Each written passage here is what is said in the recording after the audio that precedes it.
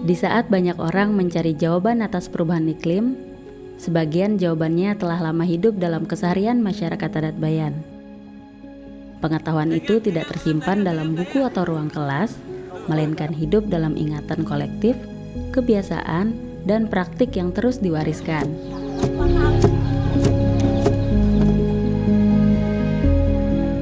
Berangkat dari keyakinan bahwa pengetahuan tersebut perlu dipahami lebih dekat, kami memulai perjalanan belajar di Bayan.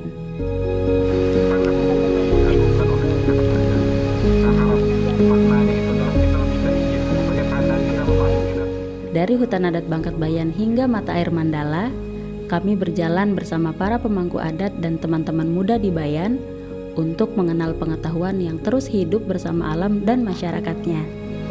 Ya, jadi meskipun saya terlibat juga di dalam proses MHA, tapi kalau administrasinya saya ikut sama sosial dalam kemasyarakatan dan interaksi sosial dalam menentukan keputusan-keputusan baik untuk menjaga yang di pantai maupun menjaga yang di gunung.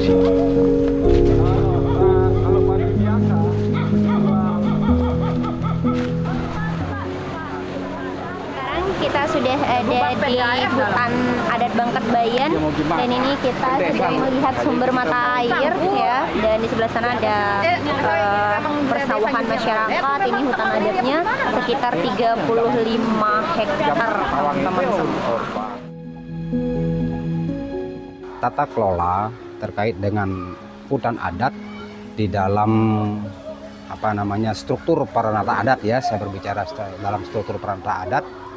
Itu yang pertama karena memang hutan ini dijaga langsung oleh peranata adat. Nah, kemudian dengan adanya peranata adat yang menjaga itu, maka tentu di situ juga hidup aturan-aturan atau awik-awik yang diberlakukan terkait dengan perlindungan daripada kelestarian hutan itu sendiri. Eksistensi masyarakat adat itu akan berlangsung ketika hutannya terjaga, lahan produktifnya terjaga, sehingga mereka membagi landscape itu, misal bumi dalam, hutan yang memang bisa untuk dimasuki seperti hutan Mandala bisa dikembangkan. Ada 2-3 hutan yang tidak bisa dikembangkan sebenarnya, yaitu hutan Bangkat Bayan, hutan Loko Getak yang di kawasan Lolan, dan hutan Montok Gedeng. Itu hanya dimanfaatkan sebatas ketika rumah adat rusak, misal menebang pohon. Itu pun ada proses ritualnya.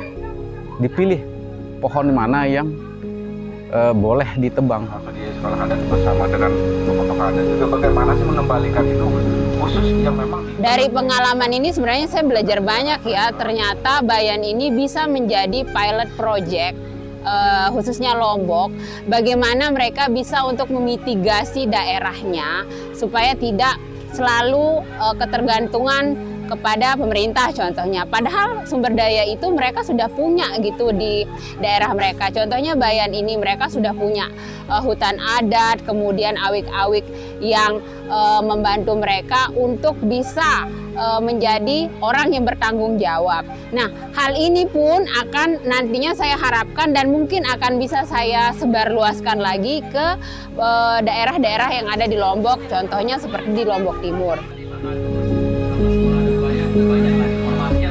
Kegiatan ini diharapkan menjadi jembatan antara pengetahuan lokal dan generasi muda dalam menghadapi perubahan iklim.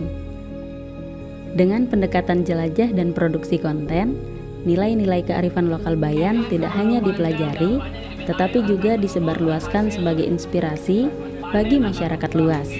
Yang kedua, cuaca ekstrim itu juga tadi siklus cocok tanam yang berubah. Oke, tadi penjelasan yang di Bangkat Bayan ya. Yang ketiga, hujan angin. Karena kita tidak bisa hidup tanpa ekosistem alam ini, maka kita harus menjaga itu. Kalau kita sudah tidak peduli dengan alam sekitar kita, maka tunggu alam akan menegur kita dengan caranya sendiri. Jangan sampai itu terjadi sebelum terlambat. Mari kita selamatkan hutan kita di sekitaran kita.